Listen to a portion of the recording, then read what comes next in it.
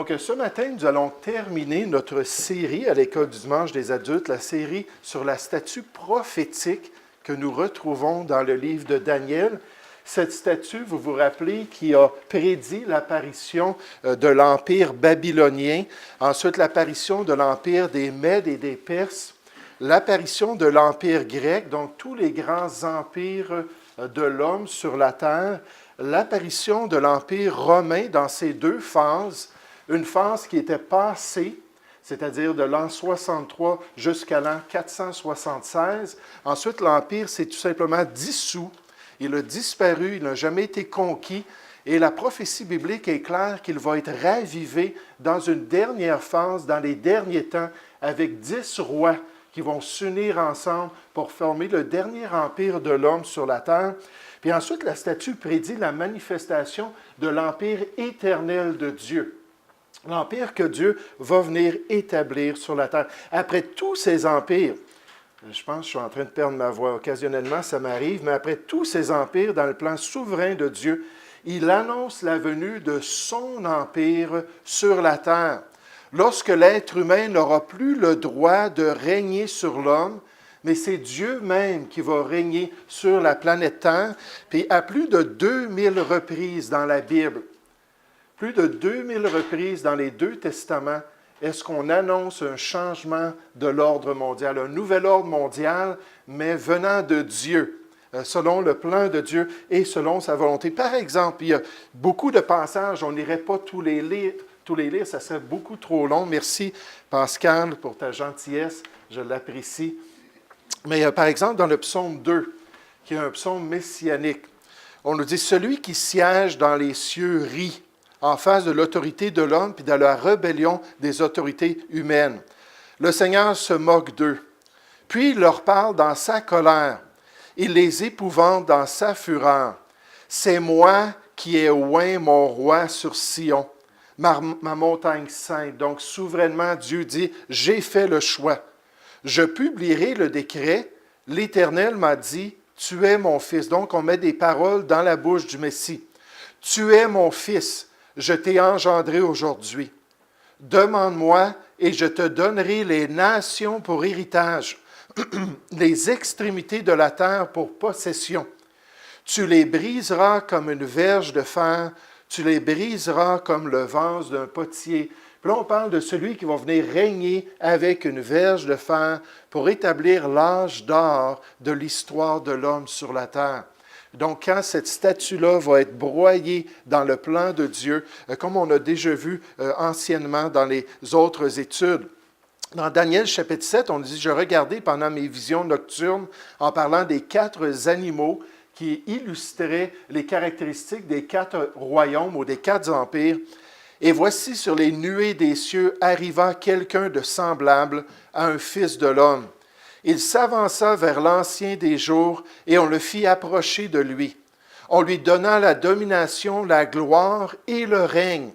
Et tous les peuples, les nations, les hommes de toute langue le servirent. Sa domination, contrairement aux 4 grands empires mentionnés dans notre statut, est une domination éternelle qui ne passera point et son règne n'aura jamais de fin, ne sera jamais, détruit.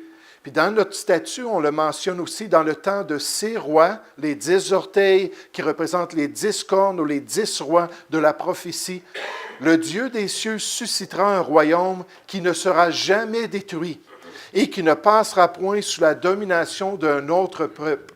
Il brisera et détruira tous ces royaumes-là et lui-même subsistera éternellement. C'est ce qu'indique la pierre que tu as vue se détacher de la montagne sans le secours d'aucune main et qui a brisé le fer, l'airain, l'argile, l'argent et l'or. Le grand Dieu a fait connaître au roi ce qui doit arriver après cela. Le songe est véritable et son explication est certaine. Donc, on est rendu dans la dernière partie de la prophétie de Daniel.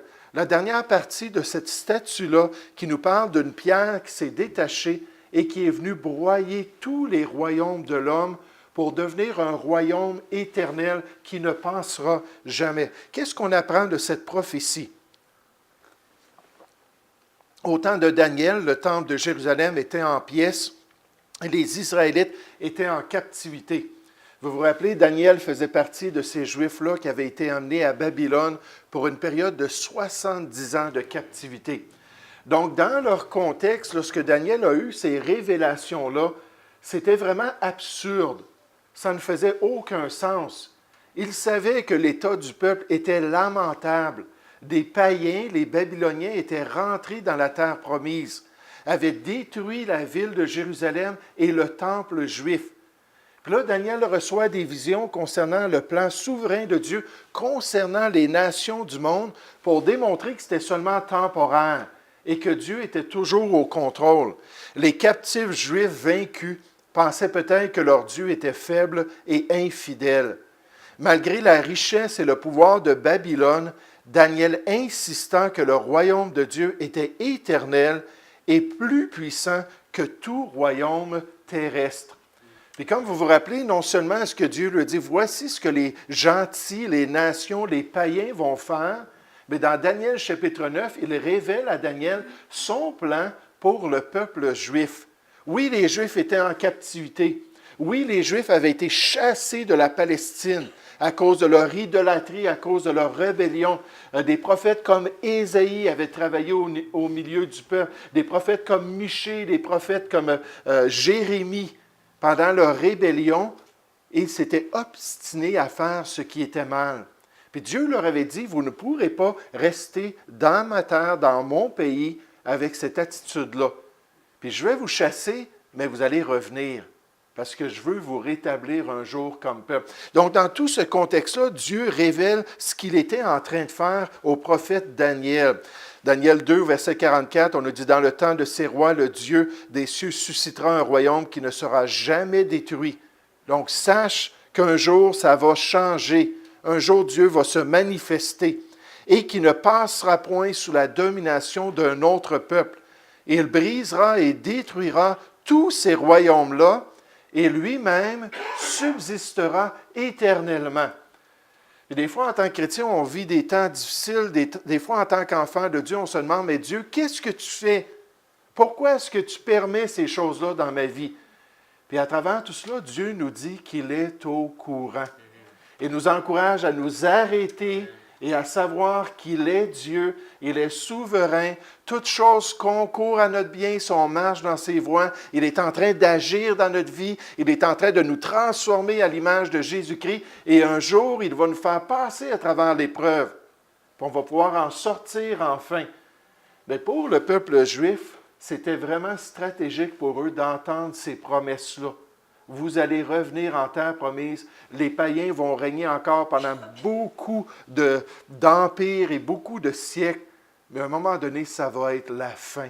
Puis Dieu va rétablir l'ordre sur la terre.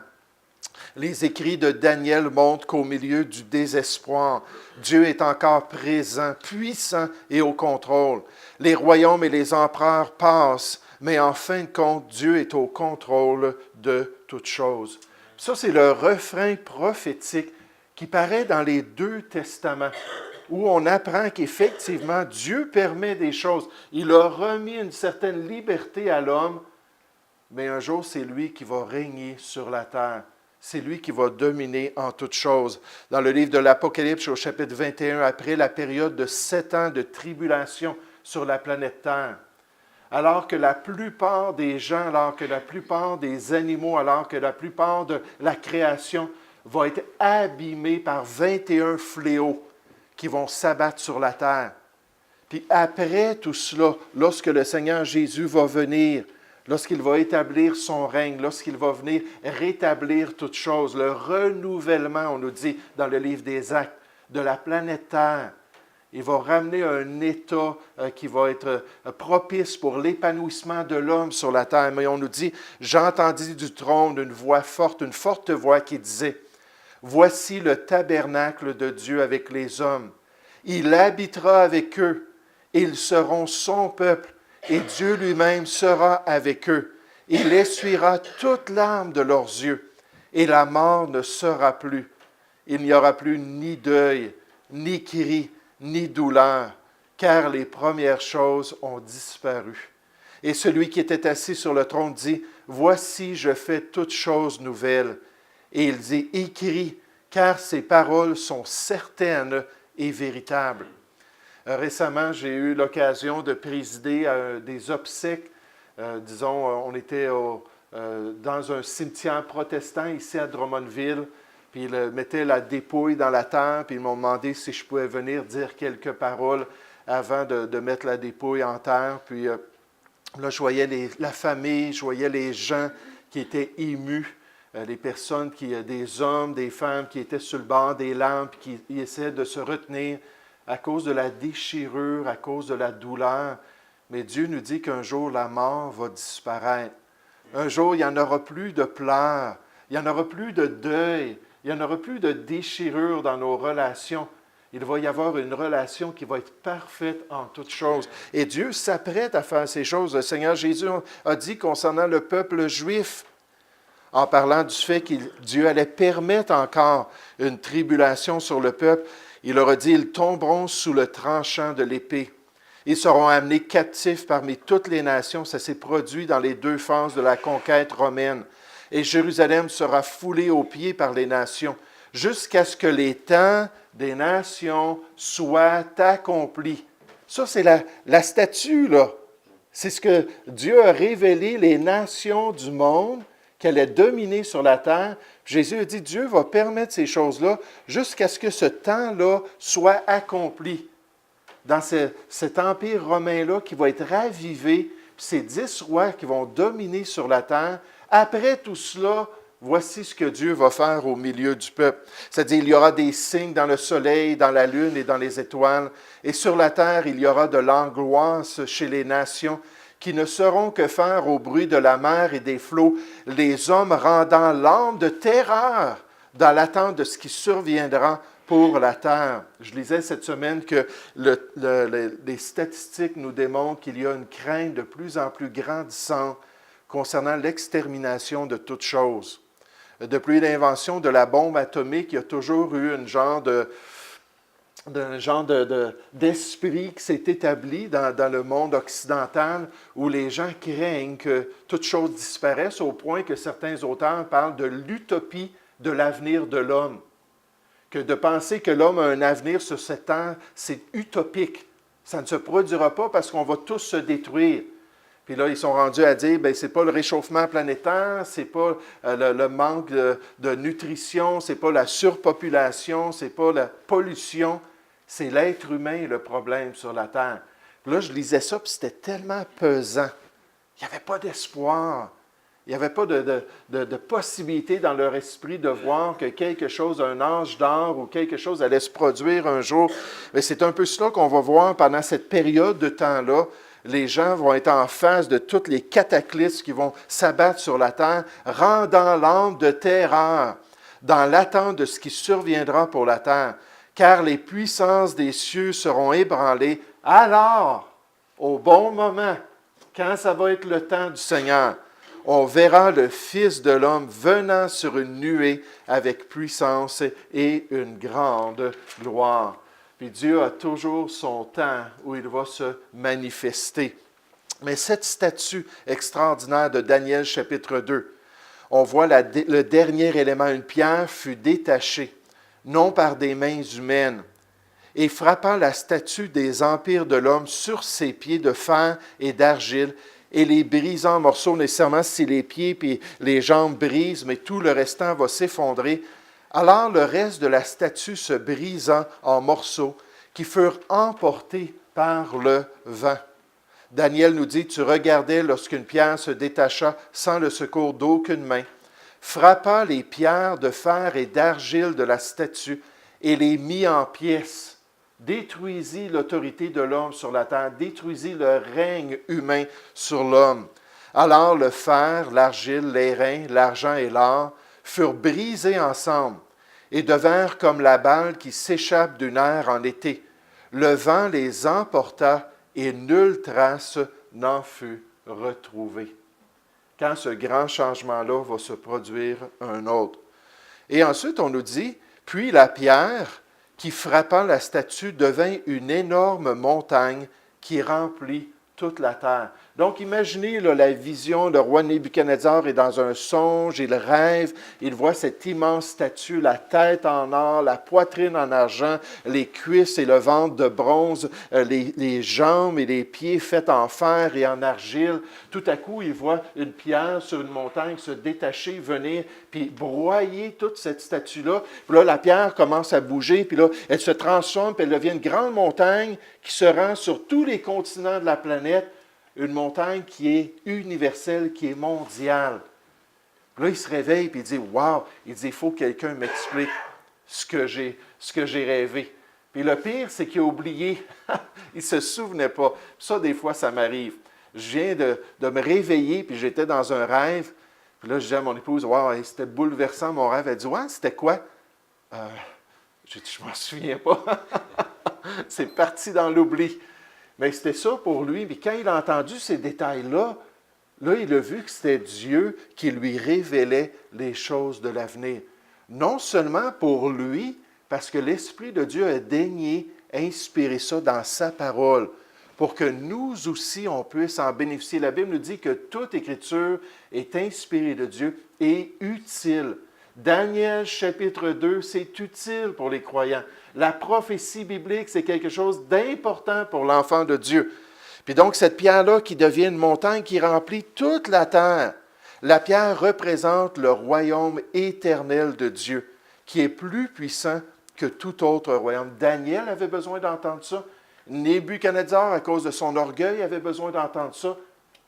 Et les gens de l'histoire ont besoin d'entendre que Dieu a dit, « OK, c'est moi qui est au contrôle. » Non, Adolf Hitler n'établira pas le Reich de Milan.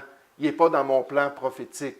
Non, les Russes ou le communisme n'établira pas un royaume mondial sur la terre. Il n'est pas dans mon plan. Non, l'islam ne pourra pas conquérir toutes les nations et établir la charia comme la règle morale des nations.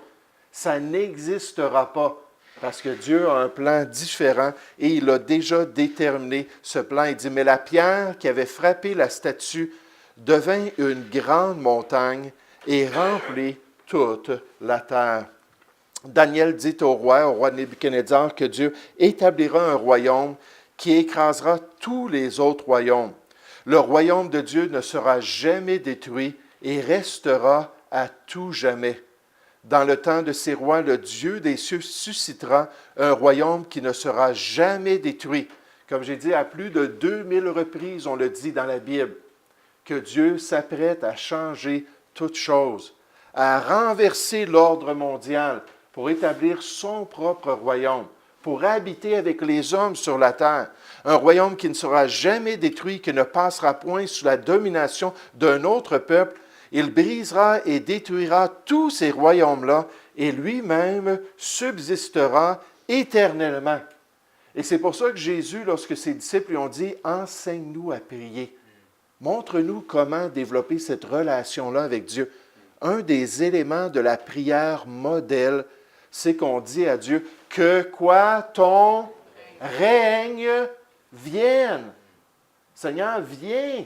Viens, on veut te voir sur la terre, on veut te voir dominer les affaires de l'homme, on veut te voir dans ta justice parfaite.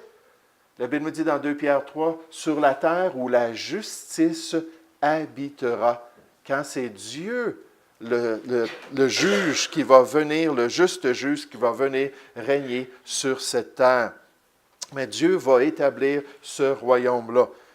Puis là, nécessairement, dans l'équation des prophéties, et même dans le livre de Daniel au chapitre 7, on nous parle du Fils de l'homme. Le Fils de l'homme qui va paraître dans les nuées et qui va recevoir le royaume de tous, les règnes de toutes les nations. Est-ce qu'il y a quelqu'un qui peut me nommer ce Fils de l'homme? Ben oui, le Seigneur Jésus, lorsqu'il était devant le Sanhédrin, puis il était en train d'être accusé devant le Sanhédrin, ils ont dit, on veut vraiment que tu le jures au nom de Dieu, que tu es le Christ ou non. Puis il a dit, oui, tu le dis, et désormais, vous verrez le Fils de l'homme paraître sur les nuées des cieux. Ça a été assez. Les 72 anciens dans le Sanhédrin ont déchiré comme le sacrificateur, le souverain sacrificateur, leurs vêtements, puis ont dit, il mérite la mort parce qu'il vient de s'attribuer les promesses que Dieu a données à son oint, à son Messie. Et c'est ce qu'on voit dans la parole de Dieu. Après avoir vu la vision des 4 bêtes venues de l'océan qui représentent les 4 empires de l'homme, Daniel vit comme un fils de l'homme, arrivé sur les nuées des cieux. Le Fils de l'homme, Jésus, s'approcha alors vers l'Ancien des jours, Dieu le Père, et fut conduit en sa présence. On lui donna la domination, la gloire et le règne. On l'a vu tout à l'heure dans le psaume 2. Il y a plusieurs passages messianiques dans les psaumes où on voit que le Messie reçoit l'autorité de toute la planète. Tous les peuples, les nations et les hommes de toute langue le serviront. L'ange lui dit, « Ne crains point, Marie. » Juste avant la naissance de Jésus, Gabriel a dit à Marie, « Ne crains point, car tu as trouvé grâce devant Dieu. Et voici, tu deviendras enceinte, et tu enfanteras un fils, et tu lui donneras le nom de Jésus. » J'aime tellement ça dans ces passages-là, on nous parle de notre Sauveur. Jésus, Dieu Sauveur, Yeshua. Puis là, il dit cela, mais il continue en parlant d'une deuxième phase du ministère du Messie. Il sera grand et sera appelé Fils du Très-Haut. Et le Seigneur Dieu lui donnera le trône de David, son père. Il régnera sur la maison de Jacob éternellement sur Israël, et ça va s'étendre comme cette montagne-là sur toutes les nations de la terre, et son règne n'aura point de fin. Jésus a proclamé ça lorsqu'il parlait de son avenir. Il a dit, lorsque le Fils de l'homme, l'expression qu'il a le plus utilisée pour se décrire lui-même, il a pris une chair semblable à la nôtre. Il est venu parmi les hommes pour devenir l'agneau de Dieu, mais pour pouvoir revenir aussi comme le Fils de l'homme qui doit régner sur toutes les nations. Lorsque le Fils de l'homme viendra dans sa gloire avec tous les anges, il s'assiera sur le trône de sa gloire. Toutes les nations seront assemblées devant lui. Il séparera les uns d'avec les autres, comme le berger sépare les brebis d'avec les boucs, et il mettra les brebis à sa droite. On les décrit, ces brebis-là, comme les justes qui hériteront du royaume éternel de Dieu. Et les boucs, on nous dit les impies qui, eux, vont s'en aller dans un jugement éternel, et les boucs à sa gauche. Et nécessairement, on voit l'accomplissement dans les derniers chapitres du livre de l'Apocalypse. On nous dit, je vis la bête et les rois de la terre, ces 10 rois-là, avec l'Antéchrist et leurs armées, rassemblés pour faire la guerre à celui qui était assis sur le cheval et à son armée. Et la bête fut prise, et avec elle le faux prophète, qui avait fait devant elle les prodiges par lesquels il avait séduit ceux qui avaient pris la marque de la bête et adoré son image, la plupart des gens pendant la période de tribulation. Ils furent tous les deux jetés vivants dans l'étang ardent de feu et de soufre, et les autres furent tués par l'épée qui sortait de sa bouche, de la bouche de celui qui était assis sur le cheval, et tous les oiseaux se rassasièrent de leur chair. Puis là, ensuite, on nous parle de Jésus et des saints qui vont régner sur la terre. Parce que Dieu, cette pierre-là, va venir un jour, puis va frapper l'autorité des hommes, puis va frapper les différents empires, vont complètement les broyer, et ça va être quelque chose qui va être établi pour toujours dans le plan de Dieu et dans la volonté du Seigneur. Vous savez, ça arrive des fois que les chrétiens, lorsqu'ils regardent les promesses des Écritures, trouvent ça un petit peu trop. De penser que l'ordre des choses va changer, de penser que Jésus-Christ, non seulement qui est leur sauveur, mais il va devenir le roi de toute la terre. Ils entendent ça, puis là, ils disent « Ah, c'est bizarre comme croyance. » Là, moi, ça fait plus de 50 ans, je suis sur la terre, puis il y a toujours eu des autorités humaines, puis je n'ai jamais vu Dieu physiquement. Puis là, tout à coup, là, tout va changer. Puis il y a des chrétiens qui enseignent qu'effectivement, Jésus est roi, le roi des rois et le Seigneur des seigneurs, mais seulement dans les cieux. Puis qu'il ne viendra jamais sur la terre, puis qu'il n'établira jamais le royaume de Dieu. Ça, c'est juste figuré. C'est juste une image de la souveraineté de Dieu. Tous ces passages-là qui se trouvent dans les 2 testaments ne veulent pas dire ce qu'ils disent là. Mais plutôt, on peut juste comprendre ça d'une manière spirituelle, que Dieu règne dans les cieux, puis Jésus règne dans les cieux. Puis ils vont citer la discussion que Jésus a eue devant Pilate. Lorsque Pilate lui a dit, « Est-ce que toi, tu es roi? » J'ai entendu ça, que tu te dis le roi des Juifs, es-tu roi? Puis là, ils discutaient de cela, puis Jésus a dit, mon royaume n'est pas de ce monde, répondit Jésus. Puis là, ils vont prendre ça. Je l'ai déjà entendu, un animateur qui était en train d'interviewer un grand pasteur américain. Puis il a posé la question, il a dit non, non, non, non. Puis là, il a cité ce passage-là. Puis malheureusement, si ce passage-là est vrai, alors toutes les prophéties sont fausses. Ce que le Seigneur a dit d'une manière très claire. Oui, dans la prophétie, les livres apocalyptiques, que ce soit Ézéchiel, Daniel, Zacharie, Apocalypse, c'est les quatre grands livres où on voit le plus de contenu concernant les derniers temps. Il y a beaucoup de symbolisme. Mais à travers le symbolisme, il y a des vérités très claires. Puis une des vérités qu'on ne peut pas manquer, c'est que malgré que c'est une statue prophétique dans Daniel 2 qui représente les quatre grands empires et qu'il y a une roche qui vient, qui les détruit, ce qu'on ne peut pas manquer, c'est l'explication. Dieu nous dit, il va venir régner sur la terre. Le Fils de l'homme va recevoir l'autorité sur les nations. Il va venir s'établir ici. Puis quand on regarde la citation dans son entièreté, on voit que Jésus est en train de dire, non, non, je ne suis pas en train de régner en ce moment-là. C'est certain, sinon j'aurais une armée avec moi. Mais il dit, mon royaume n'est pas de ce monde, répondit Jésus. Si mon royaume était de ce monde, mes serviteurs auraient combattu pour moi, afin que je ne sois pas livré aux Juifs. Mais, c'est quoi le prochain mot? Maintenant.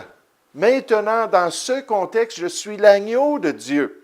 Je ne suis pas le lion de la tribu de Juda là, qui s'en vient établir le royaume de Dieu. Mais je suis le lion de Dieu qui vient pour payer pour le salut des hommes.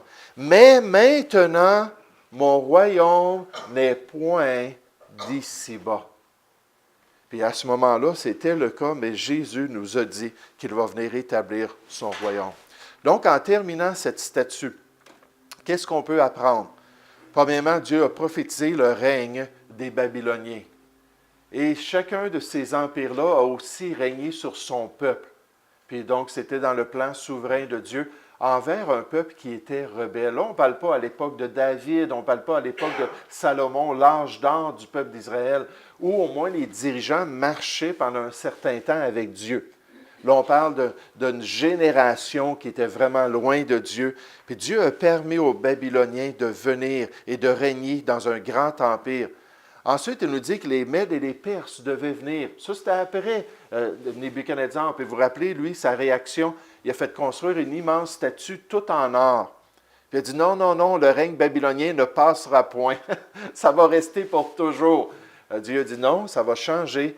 Puis là, ça va baisser un petit peu de qualité. Les Mèdes et les Perses vont venir, vont s'unir ensemble, vont former un empire, vont détruire les Babyloniens. Ça s'est produit exactement comme on le voit dans l'histoire. Ensuite, on nous parle des Grecs, Javan. Javan qui est mentionné dans Daniel chapitre 8. Puis ce sont les Grecs qui devaient venir. Ils ont battu les Mèdes et les Perses dans des combats stratégiques de l'histoire. Et Alexandre le Grand a établi un empire énorme sur la terre. Et ces 4 généraux ont régné après sa mort. Ensuite, on nous parle de ces jambes-là. Ses jambes et ses pieds de fer et d'argile. Puis là, on voit que c'est mixte dans la prophétie biblique, une partie passée, puis une partie qui est encore à venir, alors que cet empire-là c'est juste dissolu. Romulus, le dernier empereur, a donné les clés de Rome à un rebelle, un général rebelle, Odacre. Puis il a dit, tiens, tu peux régner sur Rome, moi je m'en vais en campagne, puis c'est terminé l'empire. Là, toutes les sections de l'Empire ont commencé à se dissoudre. Les barbares sont rentrés, ont pris le contrôle des différentes régions. Puis il n'y en avait plus d'Empire romain. C'était terminé. Pendant le Moyen Âge, il y a eu des gens comme Charlemagne qui ont essayé de rétablir le Saint-Empire romain. Mais ce n'est jamais devenu un empire après cela. Mais dans la prophétie biblique, l'Empire va être rétabli avec 10 rois qui vont s'unir à un grand dirigeant, un grand empereur, pour établir une dernière dictature. Et là, Dieu nous dit que dans la période de ces rois-là, après 7 ans de règne, Dieu va envoyer son empire comme une pierre qui se détache à cause de la souveraineté de Dieu, va broyer ces empires-là, puis finalement, Dieu va venir pour régner sur la terre. Et ça va se produire dans des temps difficiles. La bataille d'Armageddon, ça va être une bataille très sanglante. Mais le Seigneur Jésus va venir établir son royaume dans l'avenir. Puis nous, en tant que chrétiens, on se réjouit du fait que Dieu est souverain. Puis on se réjouit du fait que Dieu connaît toutes choses. Il connaît le passé, le présent et l'avenir, et il aime son peuple. Et il prend soin de l'être humain. Puis gloire à Dieu qu'un jour, il va y avoir une paix et une justice qui va être établie sur la terre. Mais la question pour nous aujourd'hui, c'est est-ce qu'on va rentrer dans ce royaume-là? Jésus a dit à Nicodème, tu ne pourras pas le voir, le royaume de Dieu, tu ne pourras pas y entrer à moins que tu ne naisses de nouveau. Si tu n'es pas né de nouveau, il n'y a pas d'accès pour toi. Tu vas être jeté dehors avec les autres où il y aura des pleurs et des grincements dedans. Puis cette offre-là de l'Évangile du royaume, puis l'Évangile de Dieu est encore offerte aujourd'hui. Puis il faut juste se préparer à la rencontre de notre Dieu pour pouvoir bénéficier de tout le plan de Dieu, un plan merveilleux pour l'être humain. Donc, on va s'arrêter avec ça pour la semaine prochaine. Disons que la prochaine série n'est pas tout à fait prête encore. Donc, c'est possible qu'on fasse juste aller dans Daniel chapitre 9, puis qu'on regarde le plan prophétique de Dieu, juste en quelques épisodes, regardez le plan prophétique pour Israël. Qu'est-ce qui s'est produit avec les 70 semaines que Dieu a établies pour amener la rédemption d'Israël, afin que tout Israël soit sauvé. Romains chapitre 10 au verset 25. Donc, on verra ça la semaine prochaine.